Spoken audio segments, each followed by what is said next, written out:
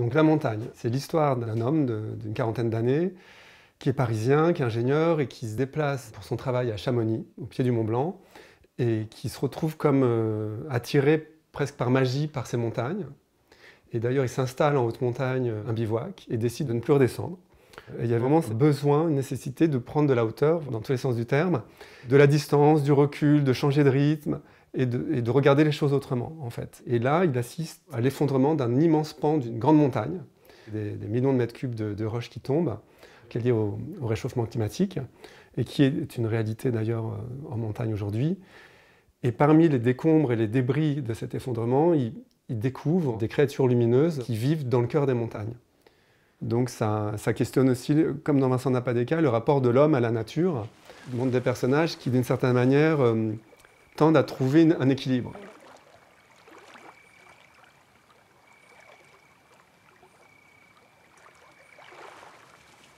Et en même temps que le cinéma, j'ai voulu être guide d'haute montagne.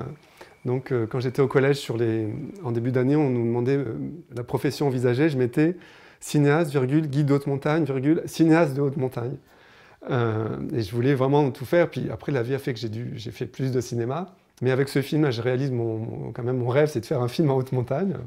Il y a des séquences qui se passent vraiment en paroi à 4000 mètres d'altitude, avec 500 mètres de vide sous les pieds. C'est sûr qu'on ne sera pas plus de 3 pour tourner ces séquences-là. Donc on réfléchit un peu à la méthode sur des échelles un peu de tournage selon les séquences. Évidemment, les séquences avec les autres acteurs.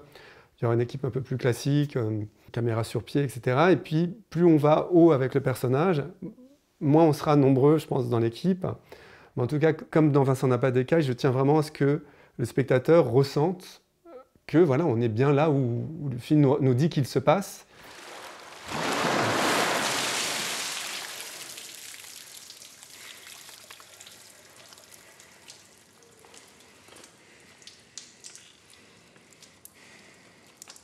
Et après, il se trouve que c'est moi qui vais jouer, comme j'ai joué le Vincent dans Vincent n'a pas d'écaille.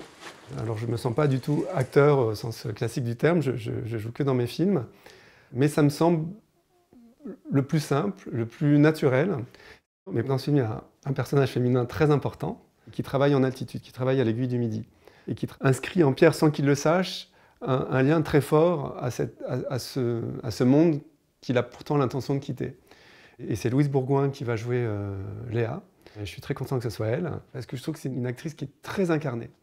Dans ses gestes, même dans sa manière de marcher, dans des choses même très simples qui ne sont pas intéressantes sur le papier et dans le scénario, elle donne de la vie et de l'incarnation à ses personnages. Et pour moi, ça c'est vraiment quelque chose de nécessaire, surtout dans les films que je fais, qui sont peu bavards ou beaucoup de choses par l'action.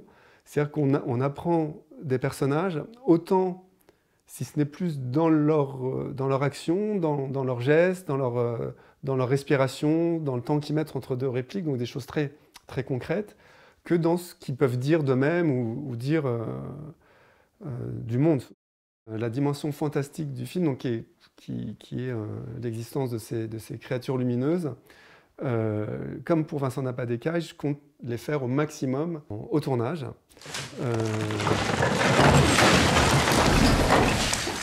Parce que je préfère toujours, moi, faire en direct, pouvoir interagir aussi avec la part fantastique que les personnages des films, enfin de mes films, soient confrontés à la réalité de l'action. En fait, dans Vincent n'a pas d'écaille, tout était fait en vrai et en décor naturel. La séquence où le personnage jaillit face à l'héroïne dans la piscine, elle était vraiment là, au bord de l'eau. C'est pas sur fond vert, c'est pas une image incrustée. On sent que les choses sont vraies.